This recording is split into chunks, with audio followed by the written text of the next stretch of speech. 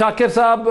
Net حاصل جمع کیا ہے؟ اور الیکشن کمیشن ہے پاکستان جس نے چند دن پہلے ایک بڑا ہی جرت مندانہ اور دبنگ فیصلہ کیا، ایک اسیسمنٹ کی، ایک ججمنٹ کی کہ ڈسکا کا سارے الیکشن کو کینسل کر دینا چاہیے، کیونکہ انہوں نے اندازہ لگایا، اسیسمنٹ کی، کوئی ڈائریکٹ ایویڈنس نہیں تھی، کنفرمیٹیو ایویڈنس نہیں تھی۔ اب سینٹ کے الیکشن میں بھی بڑی ایویڈنس ایگزسٹ کرتی ہے، اور جو سپریم کورٹ نے کہا ہے اس میں یہ الیکشن کمیشن ہے پاکستان کے کندھوں پہ کس قسم کا ذمہ داری یا پریشر پڑ گیا؟ میرا خیال ہے کہ سپریم کورٹ آف پاکستان نے اپنی ڈومین میں رہتے ہوئے، اپنے دائرہ کار میں رہتے ہوئے ایک بہترین ججمنٹ دی ہے، بہترین رائے دی ہے، اور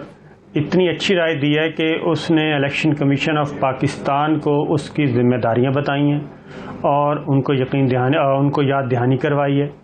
اور سپریم کورٹ کے فیصلوں کا حوالہ دیا ہے۔ آرٹیکل 218(3) سب آرٹیکل 3 کے تحت 2-3 آرٹیکلز کا ذکر کیا ہے، اور تینوں کے تینوں متعلق ہیں الیکشن کمیشن آف پاکستان، اس کی اتھارٹی، اور الیکشن کے صاف، شفاف، غیر جانبدار اور کرپشن فری ہونے سے متعلق۔ اور معاملہ بھی یہی تھا سپریم کورٹ کے سامنے۔ صدارتی ریفرنس کیوں گیا تھا؟ صدارتی ریفرنس اس لیے گیا تھا کہ 2018 میں یہاں پہ نیلامیاں ہوئیں ووٹوں کی، سرعام اس کی ویڈیوز آ گئیں، پیسے پکڑے گئے، ووٹ خریدے گئے، ووٹ بیچے گئے۔ وہی یہ کام اب بھی یہ گورنمنٹ کہہ رہی تھی کہ ہمارے پاس اطلاعات ہیں، اور آج کی جو خبریں ہیں وہ بھی یہ ہیں، اور اس کی وجہ یہ ہے کہ پیپلز پارٹی کہہ رہی ہے کہ ان کے امیدوار اچھا رزلٹ لے کے آئیں گے، تحریک انصاف کہہ رہی ہے ہمارے بندے اغوا ہو گئے ہیں،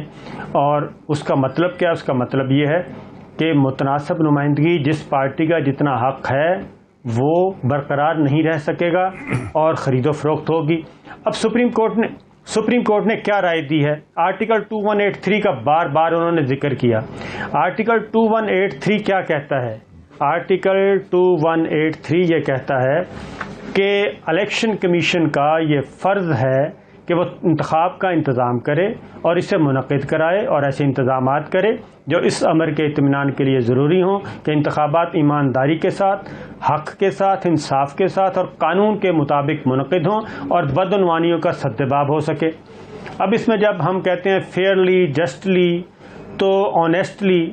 تو اگر پاکستان تحریک انصاف کی ڈاکٹر صاحب 3 سیٹیں بن رہی ہیں، اگر وہ لے لیتی ہے 5 سیٹیں، تو اس کا مطلب جی بالکل بدعنوانیوں کا سدباب، یس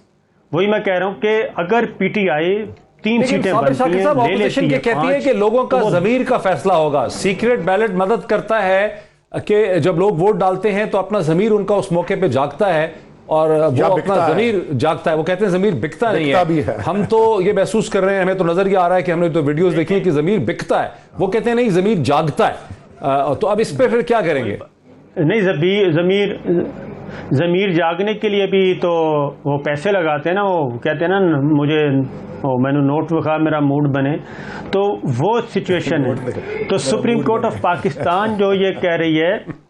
جی ہاں، سپریم کورٹ آف پاکستان جو یہ بات کہہ رہی ہے، سپریم کورٹ نے کہا ہے کہ الیکشن کمیشن آف پاکستان کا کام صرف پولنگ کروانا اور نتیجہ اناؤنس کرنا نہیں ہے۔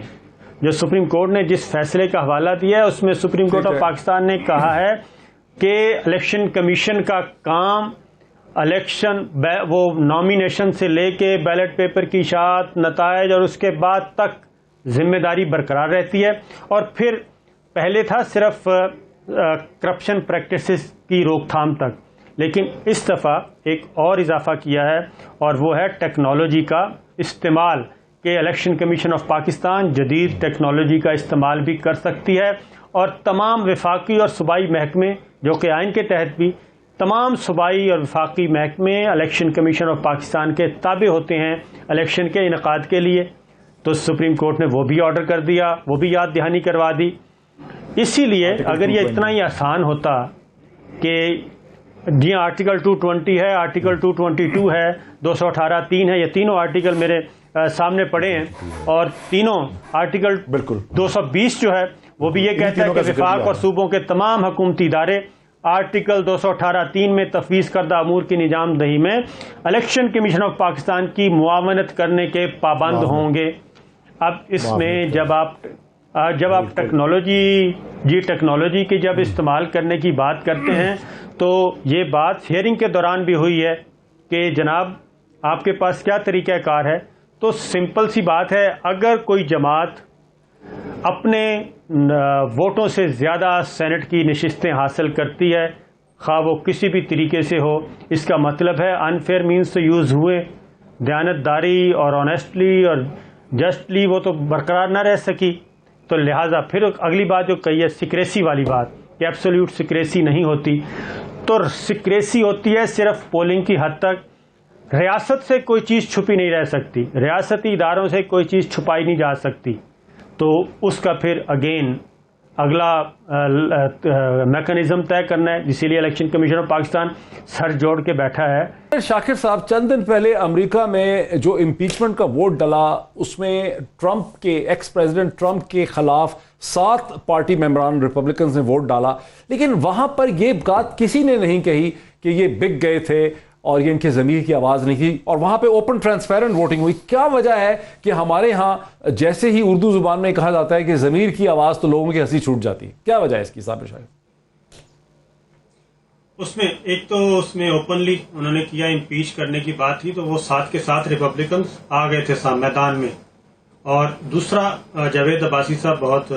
انتہائی ریزنیبل سیزنڈ ہیں اور خود قانون کے شعبے سے وابستہ ہیں۔